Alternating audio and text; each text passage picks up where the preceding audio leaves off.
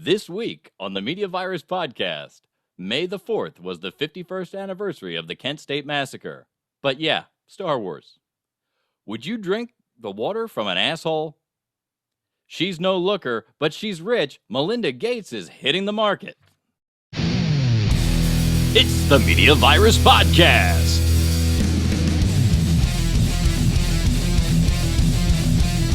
Let's point and laugh at the world burning around us. With executive producer Mike Latoris. There's a fancy doctoring word for butt crack. Featuring the diversity duo Stanley McFadden and the lovely and talented Doctor. Shut the fuck up, Maddie.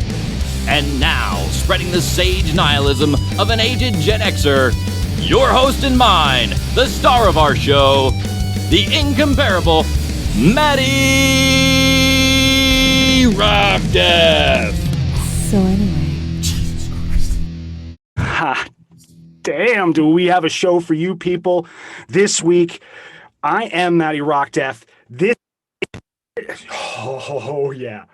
Technical problems. This is the Media Virus Podcast, as ramshackle as it's been for the past 26 episodes. Half a year, my friends, is how long this particular podcast has been on the air. So please, if you're seeing this, please like, follow, share, block, dislike, Subscribe. comment, No blocking, subscribe. There's no reason for any of this. The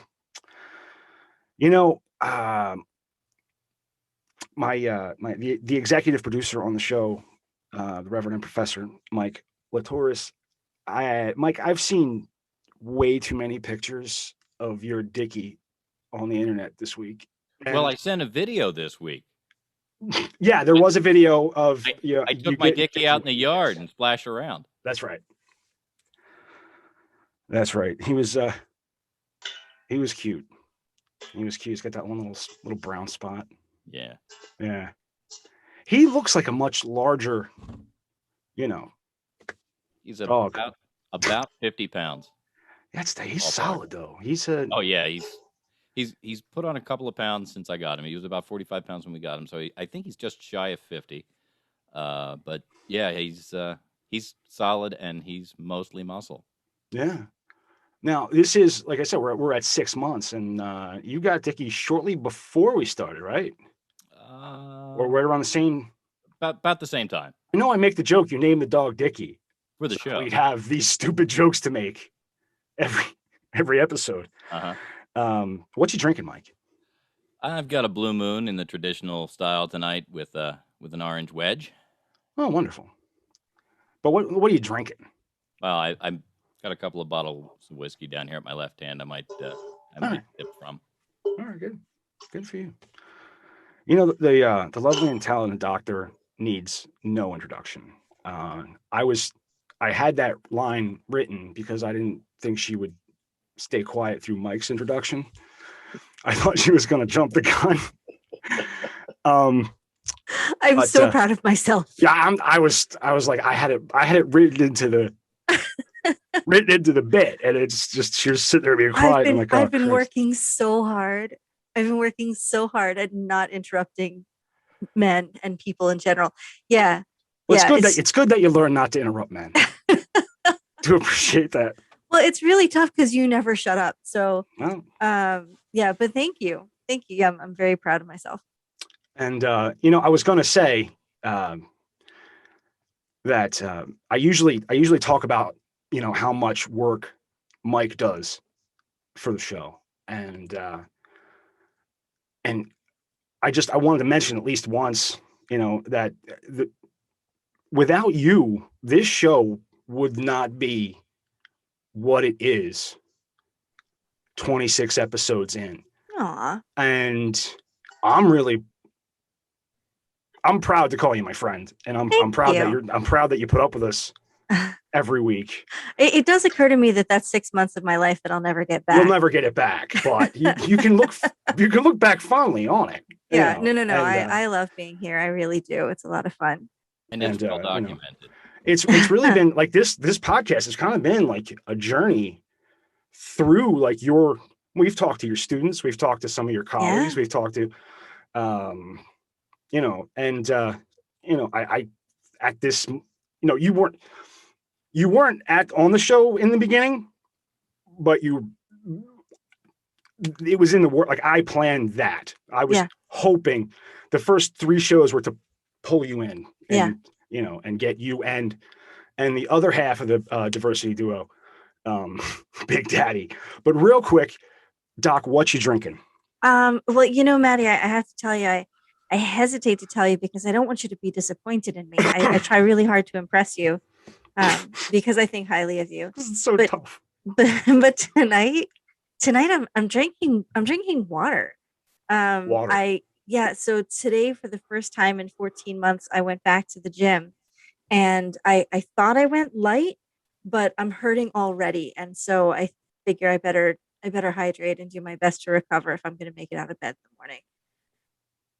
I think that you're missing the opportunity to get drunk real quick.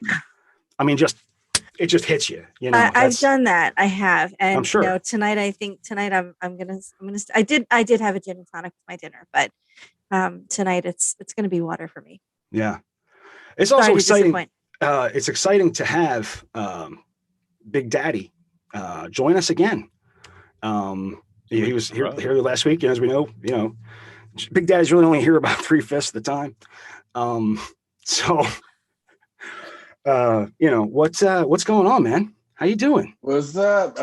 Feliz Día de la Batalla del Pueblo. For those of you that don't know, the Cinco de Mayo is the anniversary of the victory of the Mexican army over the forces of Napoleon in the Battle of Pueblo. It is not Mexican Independence Day, but it doesn't matter. We still drinking. And what are you drinking, man? I am drinking one of my favorite mixtures, Amaretto and Diet Coke, with a splash of grenadine. Amaretto and Diet Coke with a splash of grenadine. Is that a named beverage? I have named it. It's called diabetes. I had a name for it before. I made it into a specialty drink at a bar a couple of years ago. Something Dream. I forget. We'll call it Infecty McFadden. I like a Big Daddy. I think we're gonna Big call Daddy. it Big Daddy. I feel like that should be like one of those big beer boots. It comes in I don't know if you can see this, but it is a half-gallon container. All right, I like your dedication. It's good. It's good. Okay. It's healthy. Well, yeah, I figured since Doc is going with water, I'm gonna go with a half-gallon of something completely unhealthy. Because I have been hitting the gym for the past 14 months, and ain't no stopping me. You know what I'm saying? You've been putting into work, so you can have fun. You can party now. Exactly, because I've been putting into work for the past 14 months. That's right, and 3/5 of these podcasts. That's right. That's right. Well, dude, 6 months anniversary, guys. That's really awesome. I'm super excited. I don't know why it's but let's 6 months. Is that paper? Well, wait, Maddie, what are you drinking? Mike? It is now time for the Cheap Whiskey Aficionado with our own connoisseur of corn and rye-based ethanol that has been aged in charred oak barrels. The one, the only, Matthias Rockdeath. Now, usually I frown upon sobriety, but I am still working on the pint of Jim Beam that I bought to take to my my son and daughter in-law's baby shower, because you got to have a bottle of whiskey with you when you go to a baby shower, right? Mm-hmm. So I really just haven't been I have not had any urge to drink until the last night. Last night I was like, you know what? I still think I got that Jim Beam upstairs. Oh shit! And I went and I had myself a little. It's a high class drink. It's called Jim Beam and Whatever you can find. Diet orange soda. Ugh. And mention diabetes, you know, I'm diabetic. That's why I drink diet soda. So responsibility, kids. That's what I promote. Responsibility first. You know what I'm saying? That's right. You gotta, you gotta take care of yourself. But that's delicious. Hey, Doc. Yes, Professor. While Maddie shakes off that Jim Beam, maybe we can introduce our guest, tease our interview, and we'll do a quick break. Yes, I would love to. Okay, so tonight is actually a really special episode of the Media Virus podcast. Typically, I have to tell you, I am sort of awakening more to local politics. It's not something that I sort of like. I knew it was important, but right now things are getting fairly heated. There are three, I think, school board elections going on in Delaware in the coming week. And tonight we have the wonderful opportunity to meet with one of the candidates for the school board election in Brandywine School District. This is Kim Stock. She's also Delaware State Teacher of the Year for 2020. Am I correct? 2021. Yes, Delaware State Teacher of the Year for 2021. She's an awesome advocate for education. And for opportunity and for diversity. And she's just, I can't wait to talk to her. So this is Mrs. Kimberly Stock. And we're really excited to have you here. And we hope we don't scare you too much. No, not at all. I just feel bad because I don't have anything exciting that I'm drinking. So right before this, I had to log off of the Harlan Civic Association meeting. So so I'm just drinking like, grapefruit sparkling water. So, but whatever. The doctor can tell you that I'm not exciting. So there you go. That's not true. It's not true at all. And as for the drinking, Kim, the night's young. There you go. I just want to point out, Doc, that is a slightly more bougie drink than you're having. It's true. Well, I mean, I do have it is sparkling water. There we are. Yeah, sparkling water. If I water had to with sit lemon, through a Civics Association meeting, I'd be sipping from a flask. No, there'd be no way I'm doing that sober. You're kidding. You're joking, right? You sit through that sober? There are people absolutely. I mean, because I'm trying to get votes and I'm trying to sell education and why it would be important to actually go out on May 11th and vote. And more than that, as cheesy as it sounds, I actually want to be able to listen to them and their concerns because, I mean, people don't always ask them what they think about things. So. Well, it's just like lip service. You just hear them and go, okay, whatever. No. That's not what you're. That's all. Okay.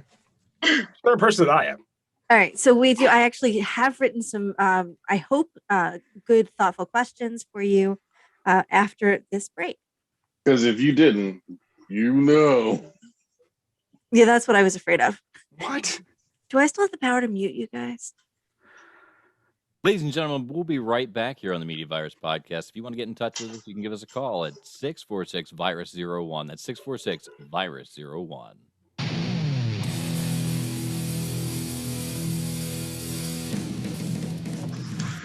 Send help. Hello, we have been trying to reach you about watching or listening to the Media Virus Podcast. You can view it on YouTube and can listen wherever you get your less favorite podcasts.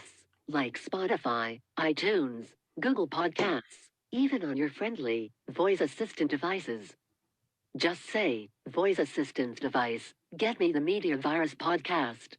Call 646-VIRUS-01 for additional information. Thank you. And we're back on the Media Virus Podcast. Doc, I hear you want to talk to Kimberly Stock. I do. All right.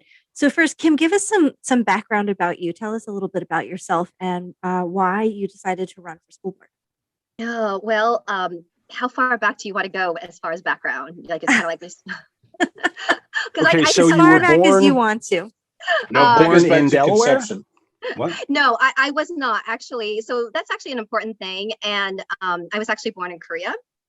And then I actually grew up in Lincoln, Nebraska. Wow, there's my picture. And but my family that I grew up with was actually white. And so you can imagine what that was like for me, just, growing up, kind of the only Asian in I actually can't Nebraska. imagine that. I'm sorry. Yeah, I was actually going to say, Kim, the yeah, three of us, I have three no of us frame are of white, reference. and we all grew up, I think, with families that were the Yeah. same as we were in terms of heredity. So, no, what was that like? It was actually very difficult. There was a lot of discrimination, a lot of racism against me. I did not feel good about being in school until and I think Doctor will relate to this, until my 11th grade English teacher. And she brought in an author who wasn't white. It was actually Maya Angelou. And when I read that book, I was like, whoa, you mean other people can feel what I'm feeling? Other people in the world have experienced racism. And honestly, so when that teacher said to me, Kim, I think you should have been an English teacher, I absolutely became an English teacher. I became an educator because of that teacher. And, and now, there's a nice picture of me and my family. So now, fast forward. Can I just ask a real stupid question just about? No, don't. Yeah. When you say you were born in Korea. Yes. And I'm going to be stupid and ask. That's okay. North or south? South. Okay. And you were adopted out. You were adopted. Yeah. So I was adopted by a white family, which I did not put that on my website. But I was actually, I had a hard life, to start out with. I was actually abandoned when I was at what age? Yeah. What age were you adopted? So after I was abandoned and then so I actually don't know my real birthday or how old I really am, because of the fact that I was abandoned and, people didn't come with that kind of information. That was actually a lot more common in Korea back then than you would think.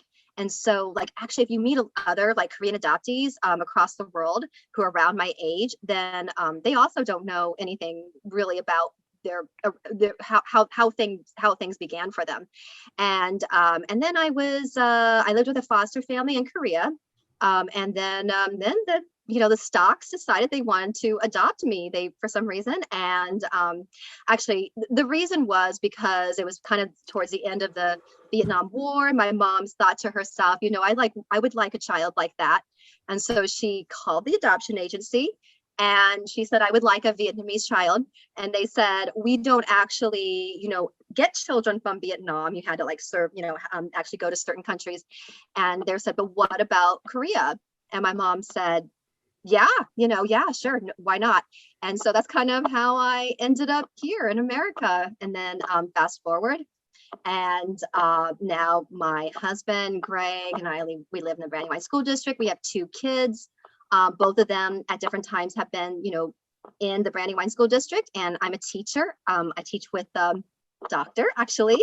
And I just, I've made education kind of like my life's mission and all those things, So yeah, it's kind of true. And I honestly think it's because I grew up in a world where I always had to think differently than how I really was, if that makes sense. I always had to we kind of call that code switching. But imagine if you, had to code switch for your entire life until you were able to kind of, break out of that. And so I think because of that, I really think that my heart and, has been made really soft. And so I think that when I, see my students, when I see my colleagues, I just, I think we all do, and I think doctors like this too. We just want to give them the best because, honestly, they're really awesome kids. So when you came to the States, were you old enough to realize that you were thrust into a completely different culture, or were you still in that formative? I don't actually remember if I understood that. My mom said that I went through a lot of shock and things like that because of course she remembers those kinds of things. But I, so we're talking 2, 3, 4 years old. Yes. Yeah. Wow, that's, yeah. I don't mean to dig so far. It's fascinating to me. And I didn't know this was going, and I apologize if I'm asking these Eurocentric stupid questions. Dumb white guy questions. But I apologize. Let me let the doctor No. continue with her. How did you No. choose your birthday? So that's a really good question. In Korea, they just kind of looked at us. I mean, this sounds terrible, but you know how like when they find like a stray dog and they just kind of estimate how old the dog is. That's essentially what they did for all of us. And, you know, so like I do have a Korean name. I do have a birthday. I mean, of course, that's the birthday that I celebrate. But it's, you know, but there is, you know, all of that kind of unknown. And I think that, you know, that's just really, I mean, that just stays with you, obviously. And I don't, you know, dwell on it. But I completely understand that it shapes, you know, kind of who I am. And, you know, much like with our kids, I mean, you know, the stuff that they go through and kind of who they are and, you know, the backgrounds that they have, I mean, that shapes who they are, you know, and it's like, you know, Doctor and I, we have this like really exciting job where we can actually for like a year or 4 years or however long you have them, that you can actually like shape a little bit about who they are. You know, I mean, that's amazing. I mean, that really is amazing to me. This week especially, I mean, this is Teacher Appreciation Week also, so it's wonderful that you're here with us tonight. Oh. But you know, it's really, this is one of my favorite things. I mean, you know, okay, they give us lunch, that's nice. I mean, they buy us a jacket, okay, whatever. But the really cool thing You for guys got me is lunch and jackets? we Not get yet. we haven't gotten anything at all yet. In fact, you know, Wow. some other schools are like, oh yeah, they did this like around the world scavenger hunt for us, and they did all, and I'm like, what? I got a pencil in my mailbox. But anyway, that's neither here nor there.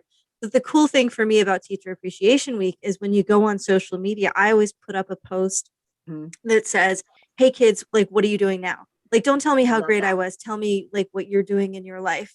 And it's really, really awesome to see how my students, and this is, I think, one of the cool things about teaching in the 21st century is that we can stay in touch with our students in ways that were never possible for us as students.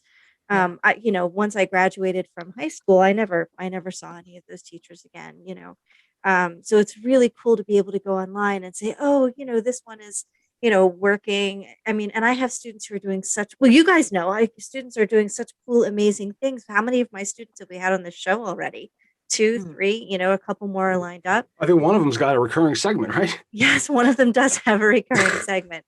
So it's just so cool to see, as you say, Kim, the impact that we get to have and the relationships that we get to build, and that they don't just kind of like vanish. And I just want to say, like, you know, I said a lot of nice things to the doc this episode, and I'm sure don't go crazy, Maddie. I don't think I can handle it. Yeah, I don't think I can handle it if you say anything. No, she's waiting for the big left hand, is what she's waiting, because all my compliments are left hand. But I mean, just the fact that we, you know, you have these like people will come and do your podcast. Like your students will come on and be, not only are they incredibly interesting, they credit you for a lot of who they are. And then, you know, they're willing to, like, if, you know, if Sister Teresa called me up and said, you want to be on my podcast? Like, because we're in the middle of a real interview, I'm not going to say the 2 words that I would say. 3 words. Okay, 3 words. Sister. Love you, sister. No, thank you, sister. Continue. Actually, you know, Maddie, I got a beautiful, beautiful post on Facebook from a student who I think was probably not unlike you in high school, talking about the positive influence that all of his teachers had on him. And he went down the list about, apparently I yelled free beer in the middle of the classroom in order to wake him up. I have no recollection of this, but he says it happened and I believe him. And then, you know, other stuff, but he's, a really incredible guy. And he just, you know, he was a bit of a mess in high school and needed some, you know, some pushing and some elevation. So Kim, I had actually planned this question for later in the interview, but I think it's a good time for the segue. Okay. So as an educator, you're an educator and a parent. Do you see any conflict of interest in your having a position on the school board with those 2 roles? No, absolutely not. Because I don't work for the Brandywine School District. I work for Red Clay. And I think that's something that people don't really understand, that because I live in nominating District F, I have every right to be on the school board as anybody else. I have to be elected like every other school board member. But no, there's no conflict of interest at all. And in fact, it's actually been done the opposite, in which Brandywine had at the time a teacher who lived in Red Clay, and then he was actually on the Red Clay School Board. And then he became president of the Red Clay School Board. And now he is an administrator for the Brandywine School District. But, you know, I don't know if anybody at that time thought that there was a conflict of interest, you know, when he did that. I just think that it's just that there's a lot of attention on what teachers do and don't do. And, you know, we went from, you know, being the heroes a year ago to the absolute villains of society for everything. And, you know, one of the things that I just try to, you know, say all the time is that, you know, I'm not here to like blame anybody for, you know, what did and didn't happen this year. It's really the pandemic's fault, because, you know, like, honestly, like every decision that was going to be made when it came to schools was a terrible decision. And, you know, and I think that there's this narrative that somehow the teacher unions in the state of Delaware have all this control, and it's absolutely not true. You know, they do generally have the ear of district administration, and they do represent the views of many teachers. But, you know, we didn't. They also have many thugs to go out and threaten people. If the talking nicely doesn't work, then that definitely is going to be the next step. I was in a band with a union carpenter, and that dude used to carry a 38 in his waistband. And I'm not kidding. There's no joke here. Yeah. Right? Because sometimes he had to go pick it. Yeah. You know, sometimes that had to happen. Mm-hmm. And that's what unions do. And he would also, you know, he was like the guy who would blow up the rat. And so you guys have that too. Kim, do you tactics to moving right along very smoothly?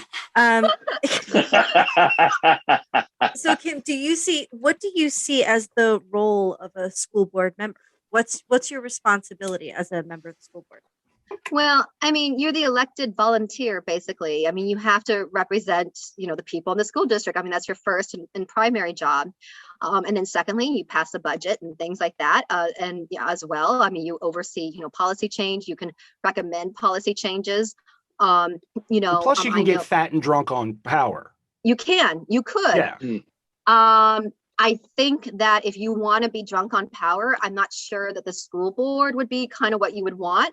But you know, it could, because again, you know, I mean, they're watched, you know, pretty closely. And I mean, it's a big deal. I mean, you know, certainly, you know, my hope, because I am a teacher, let's say I do get elected. I just really hope that when I would visit schools, that they don't do the whole school board, you know, shine. The school board members shine. They just show I hope that they would be brave enough to just show it how it really is. You know, we don't get a lot of school board members visiting our schools, our school in particular. I'm not really sure why that is, but I do know that when we are getting a guest, that we really shine things up. Everyone's on their best behavior. They round up certain kids and like, you know. So, I mean, it's a show. And you know, and of course that's not valuable to the school board member. But I also think that because I'm a teacher, my hope is that people wouldn't be scared to just, you know, I'm a colleague. That's really what I am. And you know, I don't know that maybe I'm not being realistic, but that's kind of my hope. You know, maybe one of the things. Let me just put this out there. I mean, since you've brought it up there, you know, the schools are shining a turd for the school board members so that they, you know, they think everything's fine. Right. If you were to step into that role and you were to go visit, you know, you're making visitations, would you even announce it? Just show up? Or is that something that you can do? Or would it be like, you know, when you go and you see the dog and pony show and you go, okay, now where are the little jerk offs that you hid from me? You know, where are the kids that are causing trouble? I want to talk to them. They're You know, locked I in the want to meet basement. them. Yeah, But- I mean, you know, I think I would like to say that. Now, my understanding, and I don't know what it is in the Brandywine School District because I've never worked for them, but in Red Clay, the superintendent would like, as a courtesy, a heads up when any of the school board members come to visit. So, you know, and I think it is because of that, you know, because they want to make sure that everyone, you know, is in their places, everyone's doing what they're supposed to do. But then, again, that's not helpful as Right, that's helpful the as really fundamental seeing what's really flaw in happening. it. Exactly. And- Don't give me your best lesson to see, just show me what it really is like, because Say, hey, It's let like me a know you're kid- coming so I can put on pants. That's not what I want to hear. It's like a You know? kid cheating on a test. It's like, okay, so you got an A, that's fantastic, but now I don't know how to help you. Yeah. Like, I don't know what you don't know. So I can't, like, the whole point of me giving you this test is to find out what more I need to teach. And if you cheat on it, then it looks to me like you're perfect and No, you're not. listen, I'm going to So correct you there. We all know the reason for tests is to make some kids feel like shit, Oh, and some kids, feel like they're the golden, like everything. no. I do is that great. with nicknames. What's I do that with nicknames. That's a much better way to do it, by the way. When I was in high school, we had an interesting situation. One of the guys that we went to school with, his mom was on the school board. And because he was there and she was mom, she didn't always announce when she was going to come by. So she actually got a really good look into what was Wilmington High School at the time. And it was very interesting because she was a very down to earth lady. She, whatever was, and we're going to get through this. And so that was helpful at the time. I think you're in an interesting place. I think you're uniquely qualified as a school board member because you are a teacher and you are a parent. And you do that in two different places. And I think that's important though, because your teaching world separate from the school world that you're going to be walking into. So you can objectively walk into the school. And then turn on your teacher goggles and say, okay, this is what I see as a teacher when I walk in here. Right. And apply that to anything that you have to do on behalf of the school board. And I think that uniquely qualifies you. I think that's a great place to be. Right. Well, thank you. That's the argument that I'm trying to make, actually. It's also going to give you the opportunity to take the liberal agenda that you're teaching at your school and meld it with, make sure that make sure everyone has their marching orders and to what ideology we're supposed to be drilling into these kids. We're going to make them hate America. We have to not teach them how to do math correctly. No. And I've heard people shit on Common Core math, and I'm an old school math guy. Like, I'm not an old school math guy at all. I was terrible in school, but I'm in my mid 40s, and when I do math, I've noticed I kind of do Common Core. I kind of like, okay, take this out, round it up. What's this? Okay, now take 2 away. Okay, that's the answer. And that's how I do it in my head. That's never how I would teach another human being to do it. But that's how I have ADD, and of course, because I keep interrupting you. But yeah, it's a good thing to it's a good thing to make sure that all the kids are getting the same indoctrination, because if they don't, then they might, because we're going to have clashing societies soon. I mean, the left's just going to eat itself. So we have to make sure that all, I can't even finish.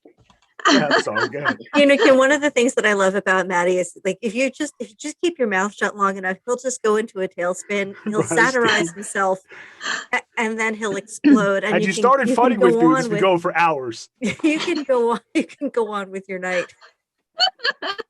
All right, so Kim, why is this particularly important right now at this point in time? What made you choose to run for school board in 2021? Wow. Well, I'm going to be honest. I kind of always thought about it. And then when this year has been just really disappointing, and one of the things that I realized, I had this platform, right? I was a Delaware Teacher of the Year, and people invited me to come speak about things, and I got to go to places to go speak and like advocate for teachers and for students. And then I kind of got the sense that it was kind of like a one-time deal, and maybe that's just me, but that because I was saying a message that was going to be complicated. It was going to be hard to implement because I'm speaking about the students that I serve and that we serve, And so I just kind of realized, okay, I think it is time for teachers and for parents, but most school board members are parents, I'm going to be honest, to be in positions where we can start shaping some of the decisions, because we're in here with our boots on the ground. They always like to talk about that, our boots are on the ground, and that's true. And yet there was just this feeling that a lot of decisions were being made for us, and we were not really part of that discussion. And the teacher union, they only had so much leverage, which was zero. And it was one of those things where I'm telling you, if they would have just come to us and said, here's what we're thinking about plan A, we're thinking about plan B here. I'm going to give this to you now. Okay, teachers, what would this look like in your school? Now come up with what you're going to do. I bet we would have come up with something a lot more generous than because guess what? Because we're teachers, we put kids first. I'm sorry to interrupt, but two things. One, that was so incredibly frustrating. And as for me, I sort of took the opposite tack that you are taking. You are saying, okay, there's a problem and I'm going to get involved and I'm going to, I'm going to make a change. And my response to it was the opposite of that, was to say, okay, I've tried to make my voice heard. I have tried to express my incredibly valid concerns. I've tried to open a conversation, and I've been told in no uncertain terms that my input is not valued. So I'm going to take all of that energy. I'm going to put it into my classroom. I'm going to teach. I'm going to do a great job teaching because I'm a great teacher. And all of my creative energy, all of that, I'm putting into other channels, like the podcast, for instance. So the time and energy that I could be spending to advocate for education, I'm spending, I'm on the board of a local community theater. I do the podcast. I have other things. I'm the president of the American Association of Teachers of French, the Delaware chapter. So I do a lot of other things that are outside of the school. But my response to all of this was, if you don't want to hear me, okay, that's fine. I have other places that I can take myself. Right. So I'm really, really impressed that you are continuing to fight the good fight. You know what? I think that, and honestly, doctor, that I really feel that, we just respond differently. And, I think your response was really valid. And in reality, you still went off to go help other people. And, and that's because of who you are. And, in my response, I suppose in dealing with this, it's like, okay, we can't let this continue. And if people weren't, and let me put it this way. I was surprised when I was even nominated to be, to apply for the McCain Teacher of the Year. So that's where I am. Okay. And I'm still surprised by it. So, but I felt like, okay, if people weren't going to really listen to me and just kind of go on with their agenda, then they weren't going to listen to anybody. And, and I think that to be honest, I think what we actually have in common with a lot of parents is I think a lot of parents felt the same way, was that you have no idea how much you've just disrupted my life, and you didn't, you won't even now listen to me. You won't even give me 3 minutes to say my piece. At the last minute, you're going to only give me a minute. What can I do with this? And I think that that's actually, something that we actually do have in common with parents, as even though sometimes it seems like this, society wants to pit us against each other this year, it's actually not true at all. That's another really good point. A lot of people are saying, oh, well, Kim Stock is a teacher. She's going to advocate for teachers and not for kids. And, my response to that is, what do you think teachers want? Yeah. Why do you we're not here for the huge salary. It's not. They want to sit on their cushy chairs. Yep. Yeah. Okay. Yeah, And they want to judge. Let's not forget all of the respect that we get from society, and let's not forget all of the glamour. Yeah, because it's a glamorous job teaching. I'm not going to lie. Yeah, always treated like professionals. Yes. Always. All right. So I just have 2 more questions for you. One is a multi-parter, but I think we can smush it together. So the question is, there's a lot of legislation going on now as well surrounding schools and curriculum. And I'm curious to know your thoughts on, now I have 4 of them here. So I'll list them off and you just hit the ones that you think are resonant for you. Okay. One, in terms of schools reopening and looking at the calendar for next year. Like, I mean, they're saying, are we going to be back 5 days a week? Are we going to require masks? Are we going to require vaccines? So what are your thoughts on that? So that's one. Another ongoing argument is the presence of student resource officers, SROs. There's been a lot of conversation about whether or not police officers belong in schools. And then there are two more that are getting a lot of press right now. One is House Bill 198, which is talking about Black history education in the schools. And similarly, another friend of mine, and hopefully a future guest on the show, is currently advocating for House Bill 175, which will allow students to take, I believe it's 1 day per year, one excused absence day per year, to take political action, like to participate in a protest or to, so I'm kind of curious to know your thoughts on any or all of those. All right, so let me take those one at a time. So the one House Bill 175, which advocates for the students to take one day off, absolutely, that's actual learning outside the classroom, and hopefully it's taking a little bit. Does it have to be a pre-approved like political action, or can he go to a Trump rally? They can go to a Trump rally. I think they. If he can go to a Trump rally, I'm for it. That's it. But that's all. Nothing else. Just make sure your hood is nice and white. That women's crap. I'm sorry. Yeah, I mean, I guess again, we're gonna. My question was the fairness of it. That's all. Yeah. No, I read the bill, Maddie, and it doesn't specify, that it needs to be, left or right. I mean, they want the kids to get involved in civic action.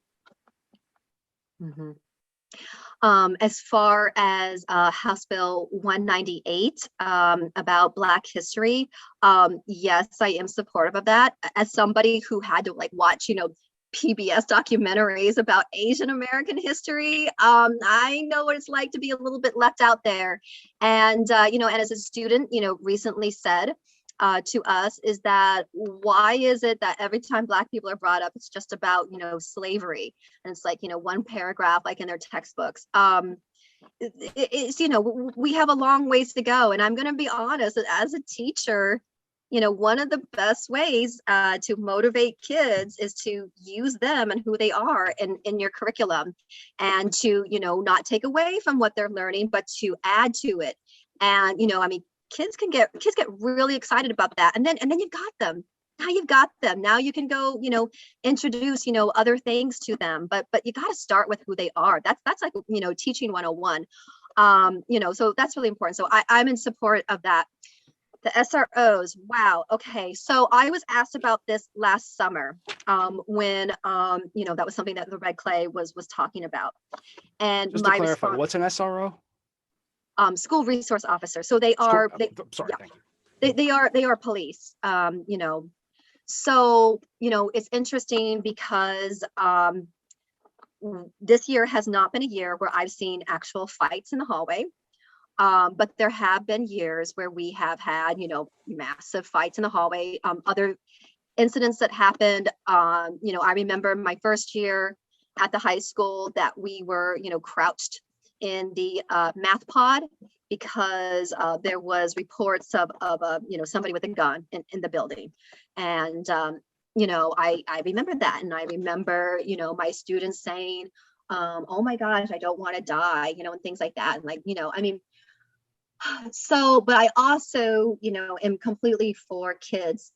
I think I just need to know more about the benefits. And if we're not going to have them in schools, then what are we going to do then who's going to break up the fights? Because multiple teachers get hurt every time that happens.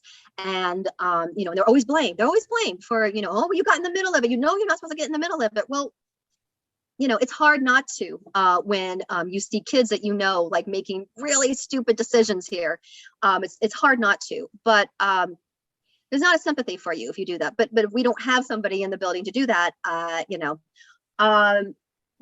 incident with when there was a report of somebody in the building with a gun. What if that had come to fruition? What were we going to do in that situation? So I think it's a really complex situation and what's again, I gave my. I'm sorry, real quick, but Mhm. when you're talking about Brandywine School District, Mhm. what area is that? Are we talking about the Claymont area? Mhm. Yeah. North Mhm. Wilmington, up into Yeah, Claymont. it's North Wilmington, Claymont. It's also like the Harlan area. So it does, it also goes all the way up Market Street, a bit to the Crestview Apartments. So Okay. that's. Now listen, real quick. Both my children, I don't know how familiar you are with Kensington, Philadelphia, but both my children went to Kensington High School. K&A. Word. Yo, I spoke to the resource officer at the metal detector every morning. Both my kids. My son, my oldest, my son, they're both my sons. My oldest graduated from the University of Pennsylvania. Funny story, went in conservative, loving the Constitution, came out a communist. Anyway, that's what will happen. Yeah, University of Pennsylvania. But my youngest is in the autism support program. Okay. I knew these cops knew both my kids. I made sure to go in, and these cops knew me. Okay, and knew that if my kid fucked up, all I had to do was tell me. Right. And not that I would punish my child in any way, but I had built enough respect with my kids that they didn't want my kids didn't want bad things about them getting back to me.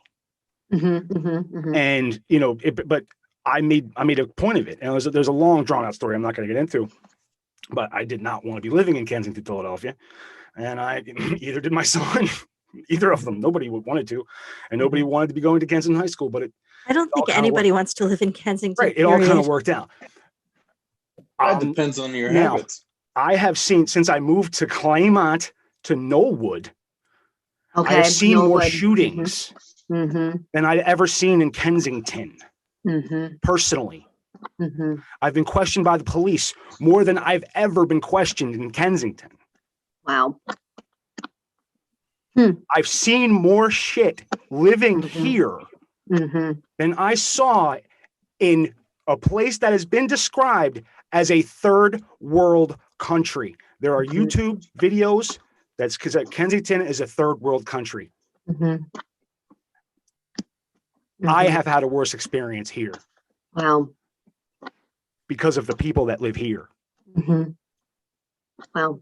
Okay. So if you want to, if you don't want your child to have conflict with the police, then you teach your child how to interact with the police because they're there, because they need to be there. And I'm talking, I would go and talk to two dudes that were armed. I don't know if they're armed, police. These dudes were armed.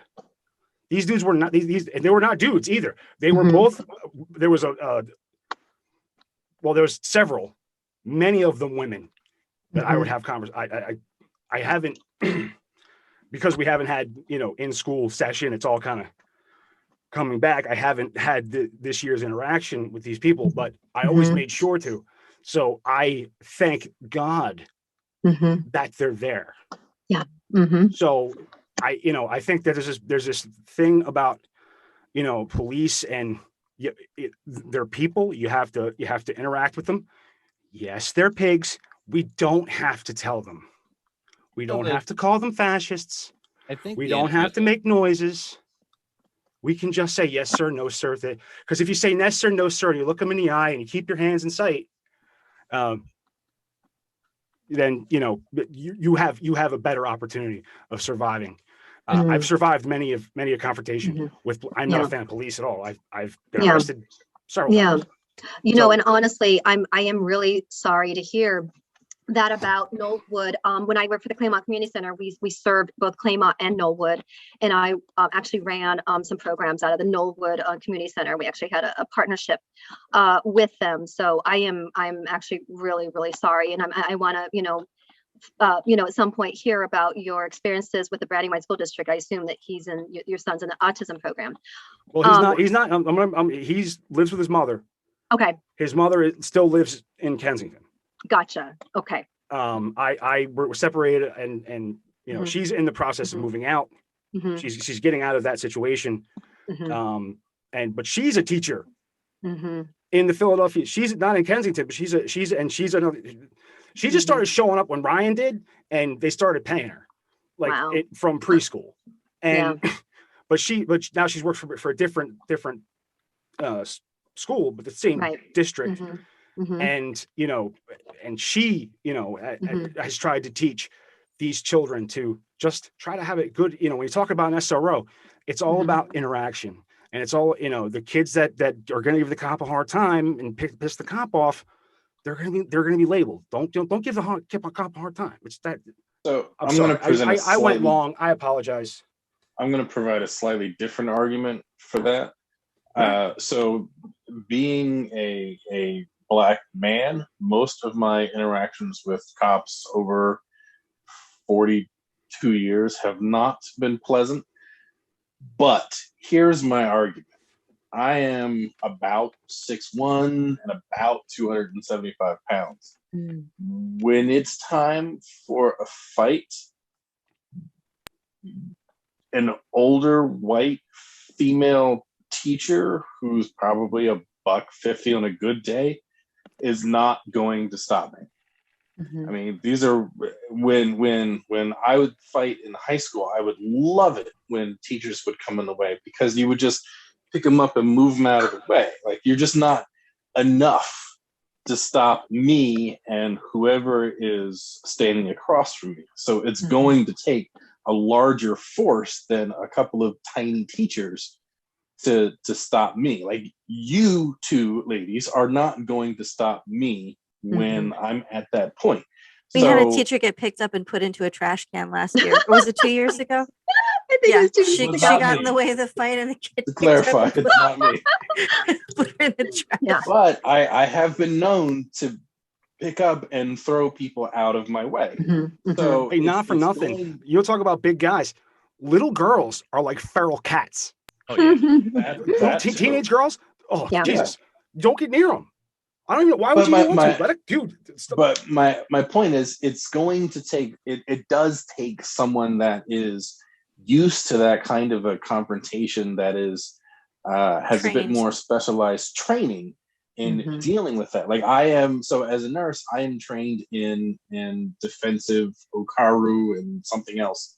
It takes a certain amount of training to be able to deal with escalation or de-escalation tactics and dealing with breaking up fights. And that's the kind of thing that you should not be dealing with as a teacher. It does take someone like an SRO. As much as I am not a fan of cops, I can understand the necessity to have someone that is going to be able to be a force to stand in front of me. And that's just not you. You know what I mean? Like, you are just not going to stop me. I think the other piece that should be considered, I'm sorry, Mike. I think the other piece that should be considered is that the SROs are in the building for the same reason as the teachers, right? Teachers are not there. We're not out to get the kids.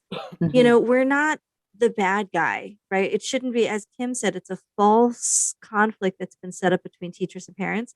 And SROs as well, they're not like random cops out on the street. They volunteer for that duty.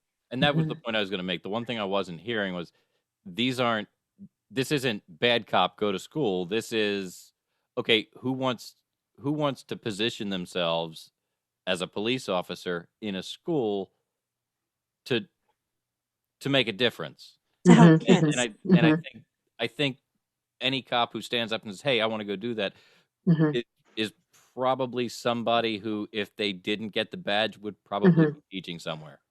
Yeah, and I think those, if we're supposed to be preparing young adults to enter society, you know, these are we say kids a lot, but in reality, 17, almost 18, or in some cases you are 18. 19. You're adults. You're entering into society within a year, so you really should be understanding that there are consequences and authoritative figures and just a brush with the real world. I've never understood why it is that we kind of coddle, that we kind of lean towards coddling, when a dose of reality and insight into this is the world that you're going into, and to prepare them for that in as many ways as possible.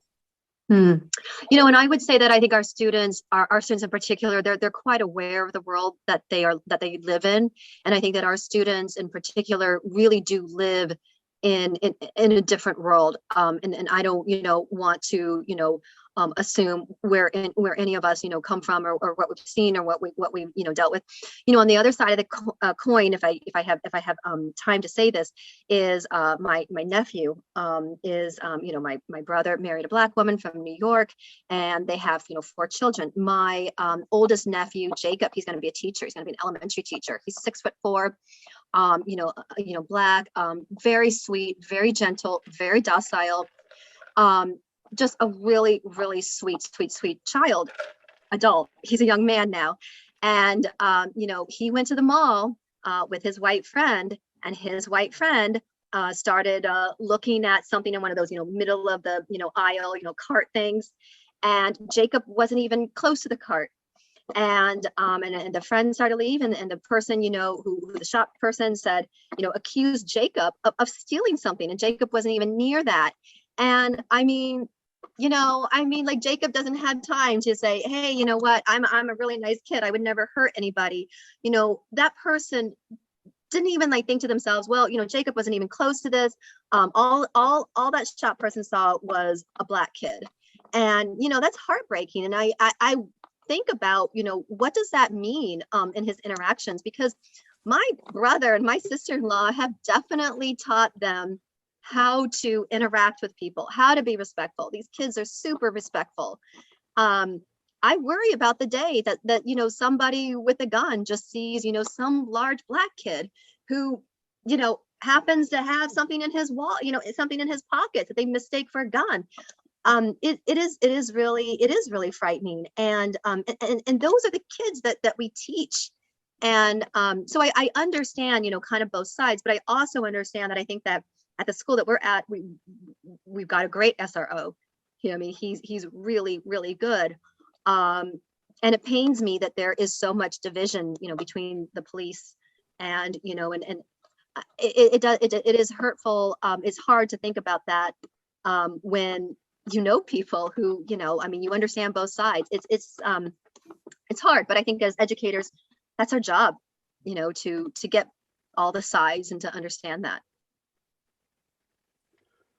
Wow. I agree. I also think at this point, in our society, any truly racist cop, any cop that had ill intent, I think is, I think is going to at least think twice. I mean, there's cameras everywhere anymore, and I don't think they walk around with impunity like they used to. I think it's almost they're under the microscope. I'm going to choose to not respond to that. Why not? What did you? Were you shot by cops lately? Not lately. Well, but I've got stories. I've got plenty of stories. We only have an hour. Well. All right. So Kim, I also had asked about the reopening of schools. I know you and I had a conversation about that, so I didn't know if that was something you wanted to touch on. Honestly, I just think that to be wise, I think school districts need to come up with several different plans, because the problem is that unless we can get kids vaccinated, are we, I don't think that, I think we have to be wearing masks, whether that's going to be 5 days a week or whether it's going to be 4 days a week or what have you. I think we're just honestly going to have to get our orders from the CDC. And I think the governor will probably step in and make some kind of, guidelines like he has done for the last, year and a half. And to be honest, I think school boards and school districts need to be wise. They need to come up with several plans. Now, I know in the Brandywine School District, they are working on a plan. I'm not privy to that information. So I don't know what that plan is. But, again, and I also would really advocate for, school districts to kind of work together so that you don't have everybody doing one thing. Yeah. Since you're running for office, you're running for this position. Mm-hmm. And this is the topic. Before the pandemic, I dropped out of high school. And I dropped out. I got my GED, and I went to community college for a year. Well, I went and hung out with my friends at community college for a year. And then I had a bunch of kids. And then I was a carpenter, and I hurt myself. And I knew that, my body wasn't going to take care of me the way I was hoping it would. So I needed to, improve my value in the world. And I got my associate's degree, and I got my associate's degree online. I went to an online school, and there was not one goddamn Zoom session. I didn't talk to any individual on the screen. I was given a lesson plan. I was given tests. I was given the material. Right. This isn't hard. And the teacher can give lecture and not hear from everybody, or have a chat, and have it recorded so that if somebody couldn't make the test because, their parents, needed them to do something because you've got the kid at home for some reason. If we're going to play that game, then make it so that the material is available to the kid some kids prefer to do it in the middle of the night. Some kids prefer to do it first thing in the morning. Why is it on your fucking schedule? Why can't we educate children? I mean, I'm talking about more of, I guess, on a high school level. But when I was like, when I first heard, online school, I was like, hey, listen, I went online. I think it was great for me. I didn't have to deal with my peers. Part of my problem was my peers. I was both a bully and the bullied. I was both of these things at the same time, and it was very unpleasant for me. And I had a hard time learning, and I was thrust into a fucking private school that I shouldn't have been in. Where everything, was over my head, but I learned way more than my public school counterparts. I was the fuck up, but I knew, ask me shit. I'll fucking tell you, especially history. Anyway, not right now because I'm drunk. But the point is, I know a lot of stuff. Is there a point, Maddie? I was wondering if there was going to be a question. If I were to pitch something, I would pitch, if we're going to keep online, or if you're going to have this type of learning, we've proven we can do it. We've also all proven that we can work from home. It's proven that we don't have to come to a communal building. Right. Make it so the kid can learn. Not so it's convenient for you. Right. You understand what I'm saying? Yeah. And I'm going to say, from a high school teacher's perspective, I don't know that it's because it's convenient for the teacher. I think it's convenient for the district and for sports and that's and what for I those meant. types of. I meant, yeah, exactly. Yeah. Yeah. So it's not. But I'm actually with you, Maddie, and I actually agree. I think honestly, we have a lot of students who we can't contact. We don't know where they are. We don't know what happened to them. And that is, that's really sad. Last year, 100% of my senior English learner students graduated. This year, it's not going to be the case. We're trying, but there's kids you don't know where they are right now. Yeah, absolutely. Without a doubt. There are kids that they could be suffering from terrible mental depression right now. So nobody knows it. So one of the things, because I do have experience in starting adult education programs in the Brandywine School District area, is I actually advocate for the Brandywine School District to start adult education for kids. Exactly what you're talking about. Like it's not a good situation for them to be in school, but they can do it. They just need to be in a different situation. And it's not taking money away from K to 12. It's actually an additional grant the school district applies for and actually gets. So there's that. And then also, I think that the high schools need to come up with a plan for how are we going to get the kids who are like, you know what, I'm working 40 hours a week. So I can't come to class. I definitely can't come to class in person. So is there something for me? And we have to have a plan for them. Now, this year, and Dr. I can tell you, we do allow students to make up work, and we are flexible. We have been flexible. We've adopted this, 50% rule where no one gets a 0, everyone gets a 50%, because the idea is that if a kid can start coming and do a couple things, then that student can still pass. If he has the opportunity to catch up. Exactly. We have been giving them so many opportunities. We have office hours. We have, Zooms on the weekends, Zooms on, at night. I just saw that a student just emailed me. I'm going to have to answer him, and help him with his English assignment. So that's waiting for me. But it's one of those things where I'm with you. And as somebody, honestly, if you live in the Brandywine School District, and I get elected and I am wanting different voices, I'd love to have your voice as part of that. Well, thank you. I don't know what good that would do anyone, but Kim, don't encourage him. We get enough of Maddie's voice. I really like to hear myself talk.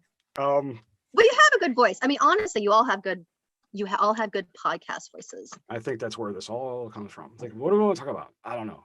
Let's get somebody to talk to.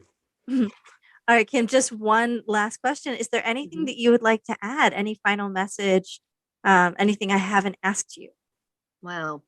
Honestly, I think my message is that you've got to get out and vote. This year is so important, even if you've never voted in a school board election, because historically it is like 1% of people who could vote in the school board come out to vote. You do not have to be a registered voter. All you have to be is 18 years old, live in the school district that you're going to vote for, and be a U.S. citizen. That's it. You got to bring a proof of ID.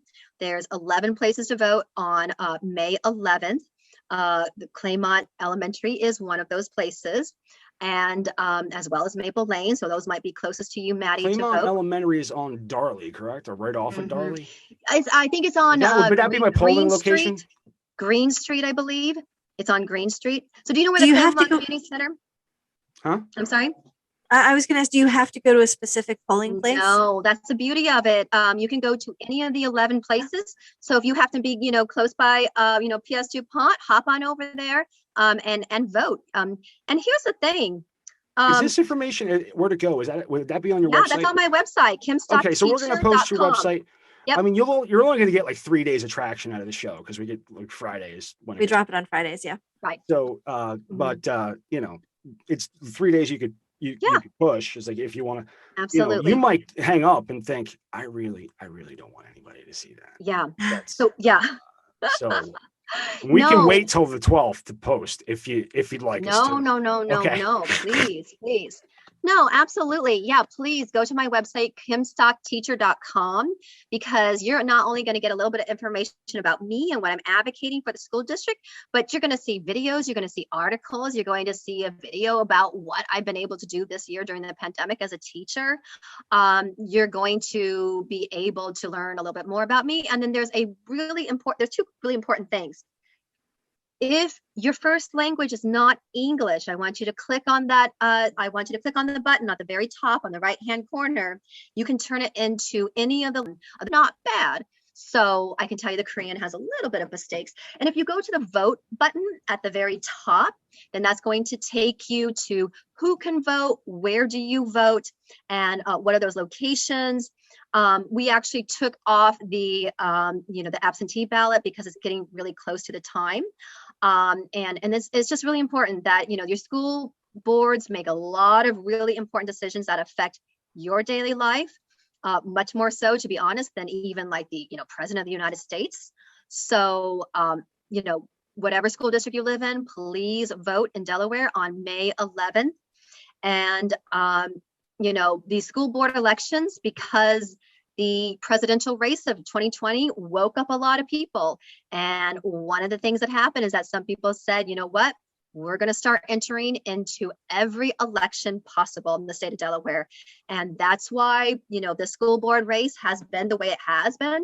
A little bit contentious, a little bit of, I've been called all kinds of names, whatever. Now I'm getting used to it. So what kind of names though? Let's hear them. Oh, I've been called a Marxist and a socialist, and I'm racist against white people. I do kind of feel, like you've been looking at me with a bit of contempt. I'm not gonna. Maddie, I don't think that's any more contempt than all women look at you. Actually, wait, Kim, I do have one other question that I wish I had asked. Yeah. Is this election important for people who don't have children? Oh my gosh, please. These school board elections decide so many local decisions. Please vote, even if you don't have children, even if you haven't had children in the district, even if you have children who go to private schools, please vote. It is really, really that important everywhere. And if you're really interested in kind of the politics behind it and why these school board elections this year are so crazy, the Delaware News Journal did an article just the other day about that. Just Google school boards, Delaware News Journal, and as well, there were some other articles as well, just kind of talking about where certain groups of people who have not been as politically active in Delaware have decided, it is time to try to shake things up. And I got to tell you, I lean a little to that side. Yeah. I know what you're talking about. Yeah. And I've got friends where if I ever convince this dude to run, we're running for governor, and the slogan's going to be, what's the fucking difference? What's the fucking difference? Him or somebody else? What have you got to lose? What do you got to lose? That's good. What have you got I'm going to to be his lose? campaign. He promised. And I call him up. He's like, we ready yet? We ready yet? He was trying to get a job with the NSA as an accountant, but I think he's given up on it because they haven't gotten back to him. Right. I had to go talk to feds. I had to go talk to feds. Friends. Imagine how What awkward you that got was. to lose? All right. So, gentlemen, I think, do any of you have any additional questions for our guests? Well, no. I want to thank you so much for taking the time to come on. Oh my gosh. And talk to us. It was very enlightening. Now I make a lot of jokes, and sometimes it sounds like I'm joking, and I'm not. I'm kind of just telling you how I feel, but I say it real. No, I'm joking. Or am I? No, I really enjoyed coming and listen, Maddie, I grew up in Nebraska, so a lot of people I love very dearly lean a little bit to the right as well, and so I'm quite used to that. I'm got a pretty good heart for those conservatives, just like you, so it's okay. It's all Our good. heart's in the right place. Yeah. I mean, we're not On very the bright. left. We're not very bright. I mean, we know that. I mean, we're a bunch of God-fearing nationalists, barefoot and pregnant. It's all. And really, what else are we gonna do? Yeah. It's almost like you like the Bears, or you like the Packers. That's it. It's you can either hey, let's all be globalists, or somebody's calling me from Camden, Delaware. Yeah, we just totally lost your video. Yeah, we lost your video. Well, I think are we about ready for another break, Mike? Yeah, and I can take us right into that.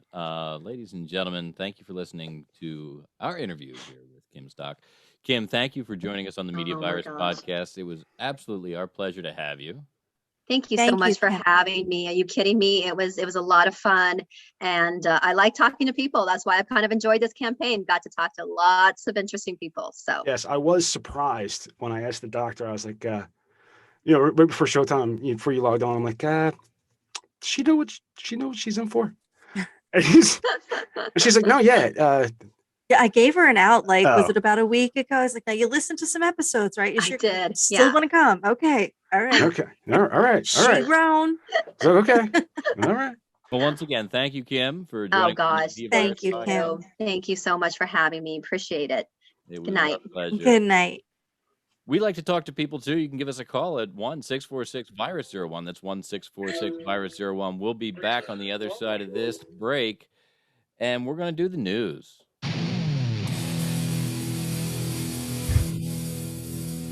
Are you calling me again? Send help.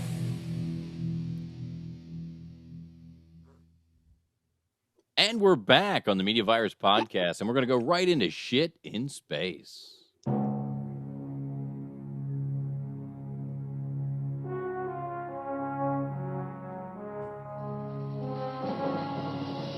Shit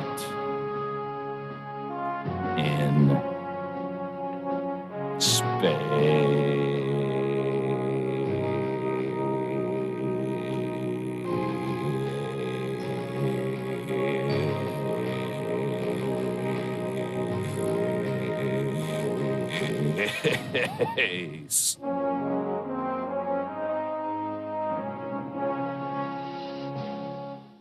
Space news. Dateline Helsinki.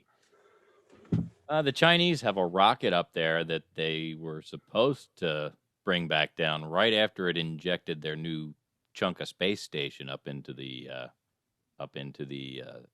outer space, and they screwed up and they let it reach orbit velocity. So it's been orbiting, but it's not in a secure orbit, and it has been the orbit has been deteriorating, and it's going to fall, and it could actually fall on us. That's why I pulled this story this week. Not only could it fall on populated areas, one of those populated areas is where we all sit. Best estimate right now is probably sometime around the 8th, but that could be 7th or 9th. So, as it turns out, this Chinese Long March 5B is tumbling around, and they won't know specifically where it may re-enter until just hours before, because the speed that it's traveling and the orbit that it's traveling, there's no clear way to estimate that at this point. So what you're saying is we're all going to die. Not all of us, but there could be large pieces of space junk that rain down upon us. Wow. This is fucking awesome. I think it's time for everybody to get naked. Wait, check this out. Check this out. Fucking today, right? Today is my beloved, belated grandmother, or passed. Deceased. She's deceased. My grandmother, May 5th, born May 5th. Grandmother. Today is also my niece Olivia's actual birthday. Happy 7th. birthday, niece Olivia. So the 7th, right, is my dad's birthday. 8th, we're going to be celebrating Olivia's birthday in the park in Wilmington. And I'm expecting a grandchild to come anytime. Damn. So the fact that there's the threat of space debris during this is just fucking, it's so cool. Big space debris. Like we could all just be, well, I mean, they would let us know, right? You'd hope. I mean, like at this point, like I said, I think we should all just get naked.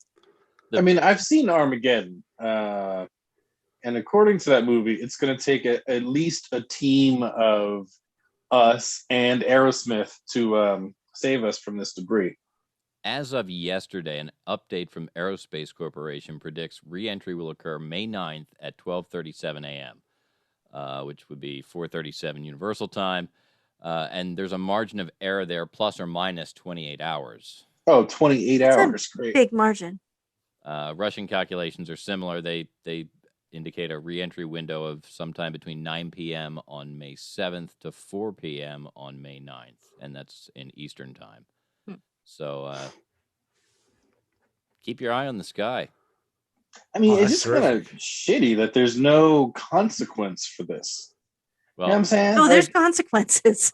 you see that, Johnson, in the middle there? yeah, That's the part that could fall on us. Wow.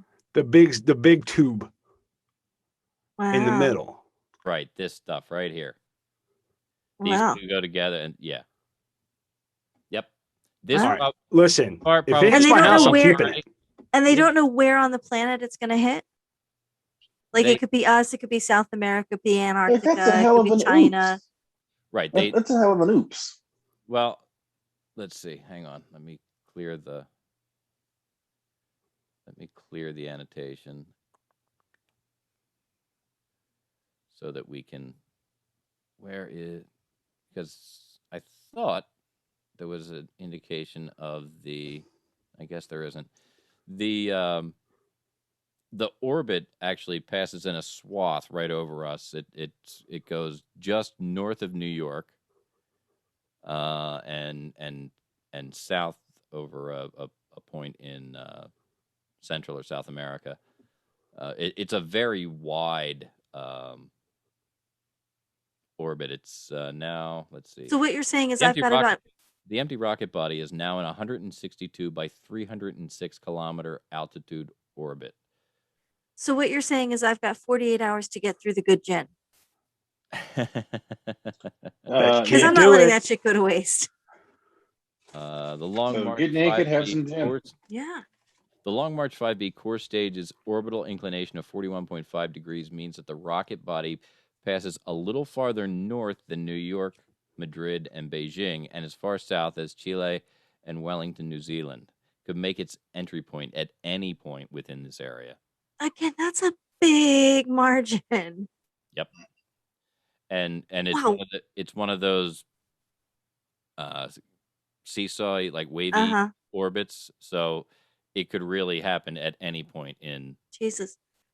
that area. So hold on to your Well. asses, folks. Hold on Yeah, to but your if we gin. survive this, don't forget to vote. Right. That's right. On May 11th. If you That's right. don't get hit in the head with massive space junk, If you're not dead, vote. go out and vote on May 11th for Kim Stock. That's right. Or Casey and Espen. So, what do you know about assholes? More than you would think. A long When- dating history. I was so worried because you guys were talking about like completely cutting the news out, and I'm like, then the asshole joke is just disgusting. No. I wasn't talking about cutting the news. We were talking about cutting the spill the tea because that interview was already. We got so much great stuff. Oh, there. yeah. I thought we were talking Spill about the tea cutting the was news, just gonna. No. and I'm like, Sorry, what the fuck? I made an Uh-uh. executive decision for all of us. No, In it was the- fine. In the heart of the world's deserts, some of the most expansive wild places left on Earth, roam herds of feral donkeys and horses. These are the descendants of once essential but now obsolete labor force. These wild animals are generally considered a threat to the natural environment and have been a target of mass eradication and lethal control programs in Australia. However, as we show in a research paper in Science, which I believe to be a magazine, not just like the field of, Yes. these animals do something amazing that has long been overlooked. They dig wells, or, as we prefer to call them, assholes. In fact, we found that assholes in North America, where feral donkeys and horses are widespread, A lot of assholes in North America. There are a lot of assholes in North America, and I've dated most of them. dramatically increase the water availability in desert streams, particularly during the height of the summer when temperatures reach near 50 degrees centigrade. At Jeez, some that's sites, hot. wells were the only sources of water. And if you look at the photo on screen here, you can actually see an ass digging an asshole. Wow. It's funny that we're so far into the future, we forget what they fucking do. That's an ass. That is an asshole. And that's his ass. He's digging an asshole. I guarantee you, every I donkey believe that farmer to be that fair. ever had to wander through the desert knew this. But Oh yeah. I'm it's sure. been so long. If you get thirsty, just take a sip out of your donkey's asshole. That's right. Mhm. That is a dry asshole right now. Well, they also indicate They just haven't gone deep enough. It'll get wet if you go deep enough. You know, they're- I've been told that. another thing is they indicate that once they dig these assholes, other wildlife can come along and is able to get water from the asshole. So everyone enjoys the asshole. As the Everyone asshole, enjoys the asshole. as the assholes Seems dry like up, everybody gets their turn at it. trees grow out of them. Yeah. Wow. Like- wow. So trees grow in assholes. Wow. I learned so much. It's like a butt plug. This is an educational podcast. You know, speaking of educational, Mm. my uncle used to be a traveling salesman. And what he used to do is he used to like the Midwest, right? And like upstate Pennsylvania and that kind of like area was his territory. And he was driving down this farm road and he's watching this farmer. He's plowing it with his horses. He's plowing the field. And he sees the farmer stick his finger right up the fucking horse's asshole. Giant Right. wombat. Right. Anyway, he sticks his finger up the horse's asshole, and then he wipes it on his lips. My uncle, being late for the appointment, just went to the appointment, but he thought about it the whole fucking time. Well, on his way back, the farmer is still plowing his field, and he sees the fucking guy do it again. He sticks his finger up the horse's asshole, and he, smears it all over his lips. And then, but this time, because of like where he was, like in the field, my uncle pulls over and he goes up to the farmer. And he's like, hey, did I just see you stick your finger up that horse's ass? And he goes, yeah. But then you wiped it on your lips. He's like, yeah. So why the fuck would you do that? And the farmer goes, my lips are very chapped. It's cold outside. And he's like, is horse shit good for chapped lips? And he said, no, but it keeps me from licking them.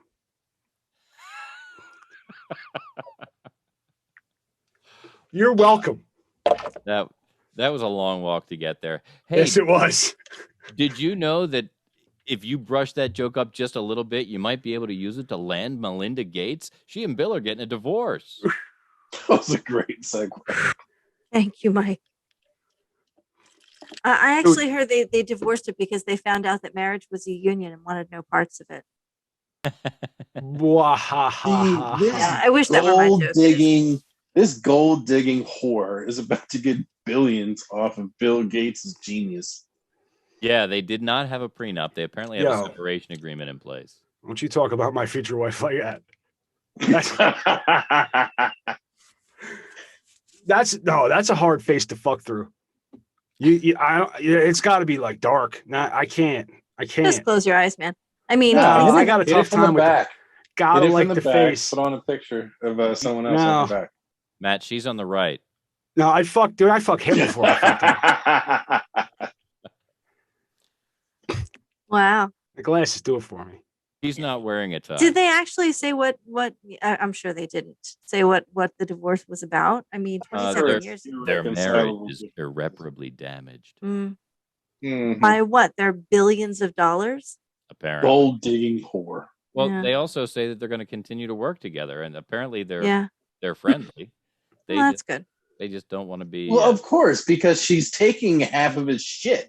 I'm sure she's really fucking friendly with him. Mm-hmm. But think about it. Like, I could be with you and have access to all of your shit. Or I can be without you and just have half your shit. Right? That's how bad it is. Nobody's going after Bill Gates. But, man, I guarantee she's sexually frustrated. If you could fuck through that face, Big Daddy, you know what I'm talking about. You can get through that. Dude, you can please that. I think she's a little on the skinny side for Big Daddy. Yeah. She's way on. Look at all her fucking neck. And clearly that is a lot of neck. Dude, that's a lot of neck. It's a lot of neck. After the 2-3 kids you fuck into her. Hands. I've got. You need. Do they have kids? To get a hold of that. Yeah, they've got 3 kids. Do they? Yeah. Wow. She can put up with a lot. She can turn her head. Yeah, I don't know. I don't know how many billions. What do you think Bill Gates is packing? To have that much money, he's probably got like a centimeter Peter. You know what I mean? With that much, I'm sure it's micro. It's micro. Not only that, guys, but he was well hung and knew how to use it. Not only that, but Bill Gates. What? No, wait. Shh. Mike, I want you to repeat that. It would be a travesty if he was well hung and knew how to use it. Oh, I thought to be that wealthy, then be well hung, and know what to do with it. Well, she wouldn't be leaving. No, because here, let me tell you, he's micro soft. Oh, well, that's true. But the other thing is, I mean, first of all, look at that face, as we said, and second of all, he's a computer geek. Like, they don't call him geeks for nothing. There's. I have to tell you, I bet his social skills are like a mashed potato without butter. He's got billions upon billions upon billions. Yeah, but he needs the social skills of a fucking rock. But but again, like once you go above a certain point, 50 billion. This gold digging bitch is about to get 25 million. For at that point, you don't even ride him. What you do is you put your checkbook in front of his face, and you ride, and you suck that dick while looking at your checkbook. That's how you do that. Mike, what did I talk over? What does that say about? Because Bezos split up. Now this guy's splitting up. What it shows just is a lot that of some rich men women on are the market. gold digging whores. There's a lot of gold digging going on in But the they were world married for of 27 years, dude. It seems Yeah. to me that She this had to put in enough time so that they couldn't contest the money that she's getting. it seems to me that this could be a calculated redistribution of wealth. She's about to redistribute half of his shit. Because the 1% are really taking it hard. You know, they're really pissing on those people. So if she's a little rich and he's a little rich, well, I mean, you know. This is the part that pisses me off, right? Like if I'm a surgeon, I'm a neurosurgeon, and I marry someone who's a fucking maid, like you have no bearing on my performing surgery, but you're getting half of the shit that I bring to the table because of my. Not necessarily. Or Not she's necessarily. running the house so that you can be a hotshot surgeon. But if she's running the Okay, household but Doc, and she's Doc, you have a stack of PhD. kids, I have an EDD, but go on. Okay. Either way, you have a doctorate, right? Yes. So there's doctorate money behind that name and title. Right. If all I'm doing is flipping burgers, I'm not bringing anything to the table to add to the resources that you've managed to gather because of your education. So if I'm coming home to a nice, relaxed environment, if I'm coming home to, I don't have to worry about doing. Maids. No, if I can come home to, I don't have to worry about doing laundry. I don't have to worry about the kids' homework. I don't have to worry about doing the grocery shopping. Like, if you're taking care of that end of things so that I can focus completely on my doctor shit, I am down for that. She's not taking care of any of that. They've got maids. Okay, They've got so either maids, way. they've got chefs, and it's not Either shit way. that she's bringing to the table. And you entered into the partnership. And you entered into the partnership. How are you so well versed in their fucking relationship? How do you know they're maids? How do you know that he doesn't keep her just in the kitchen, just chained to the stove? I'm Bill Gates, bitch. No one's gonna believe you. She's probably branded. You don't know she's an abuse because of that haircut. For 20, you can look at that haircut and know that he had nothing to do with that fucking haircut. He probably said, "Keep your hair long and womanly," and she said, "Fuck you! I'm cutting it all off so that we have the same goddamn floating haircut." He grabbed her by the back of the fucking head, and he looked at her and said, "You're gonna fucking have the same fucking haircut I am, you stupid cunt." He probably grabbed it by the neck. He's got a lot of room to do it. Right. That's what. I'm reasonably both sure hands. Never said both ever. What's that? I'm reasonably sure Bill Gates has never said cunt, at least not on purpose. All right, gentlemen. He has to her, though. To her. All right. Just... Do we have any additional stories we need to cover? I love you all, but it's 10:15. Oh wow. Well, this one I think this one I wanted to have just for you because he moved the border. He moved the French. Wow. Fucking thing was in his way. That is fantastic. He was trying to plow. It was in the way. So yeah, he moved it. Anyone, if you need a BBC account, you talk to me, ladies. A farmer in Belgium has caused a stir after inadvertently redrawing the country's border with France. I hate when that happens. A local history enthusiast was walking in the forest when he noticed the stone marking the boundary between the two countries had moved 2.29 meters or 7.5 feet. The Belgian farmer, apparently annoyed by the stone in his tractor's path, had moved it inside French territory. Instead of causing international uproar, the incident has been met with smiles on both sides of the border. Wait, can I read that? I will read it with a French accent. Yes. He made Belgium bigger and France smaller. It's not a good idea. Go on. David Laveau, mayor of the Belgian village of Erkeline, told French TV channel Erkeline. That would be TF1. Probably Télévision Française. French television. That would be my guess, yes. Mm-hmm. We'll see. That's hilarious. Yeah, I mean, This fucking stone's in my way. I'll just move a national border. I'll take 7.5 feet of But France. I mean, thank you. seriously though, not for nothing. The fucking thing's in the way. The fucking thing's in the way. You He should just- not can we be. just move this You should fucking- not be mowing international borders. It's his fucking farm. Apparently, it's not. No, it is. Okay, it's his fucking farm. He's been farming it for years. He's got more claim to that fucking piece of land than Belgium Then and Melinda France Gates combined. has to. Yeah. Mhm. Yeah, he's been working the field. If it wasn't for him, the field would be just overgrown. He's not supposed to? Maddie, We're you're supposed to sounding. wait for the goddamn French government to come out and fucking Maddie, do you're something? sounding an awful lot like a liberal advocating for the rights of the people who are doing the actual work.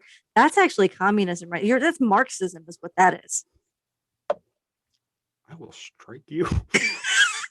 They're just going to ask him to put it back. No, the one thing I'll say about Marx is that he did advocate for everyone to be armed, which is something I believe in highly. On that note, can I go to bed? Yeah, as a matter of fact, if this farmer were armed, he could have shot that fucking nosy fucking tourist. Somebody moved the fucking French border. Fucking asshole. He probably did that like 20 fucking years ago. Nobody fucking knew it. Now this fucking jerk off shows up. Now the farmer's got to put the fucking thing right back into the fucking way of his tractor. Oh, Maddie, you know what I'm that going to do sucks. next That's the next worst part of show? the whole story. Guys, next show I have a plan. I'm going to keep a tally of how many times Maddie uses the word fucking. Really? I'm going to have 2 pens handy because I know the first one's going to run out of ink. I was going to say you might want to use one in each hand. What we should do is every time I say fucking, ring a bell. Mm-hmm. The whole show be nothing but It'll be nothing but bells. fucking in the bell. Yeah. Big fuck. So do we have a guest for next week? I don't think we do. No, next week is Just us, just huh? us. Unless you, All right. I can try and grab somebody who sat in before. We got Juliet coming up. She's after 2 that. weeks. How about we talk about this after we wrap? All right. sounds good. Yeah, let's bring her home, Mike. Ladies and gentlemen, thank you for joining us on the Media Virus podcast. Special thanks to our guest tonight, Kim Stock, candidate Hear, hear. for the school board in Brandywine School District. Get out and vote on May 11th in the Brandywine School District. Go to kimstockteacher.com to get more information on where and how you can do that. Give us a call at 1-646-VIRUS-01 if you have anything to say on or about the show. Ladies and gentlemen, on behalf of the doctor, Stanley McFadden, and our fearless leader, Maddie Rockdeff, I am Professor Mike Latoris, coming from to you live in Uncle Butch Studios, and this has been the Media Virus Podcast. And we're out of here.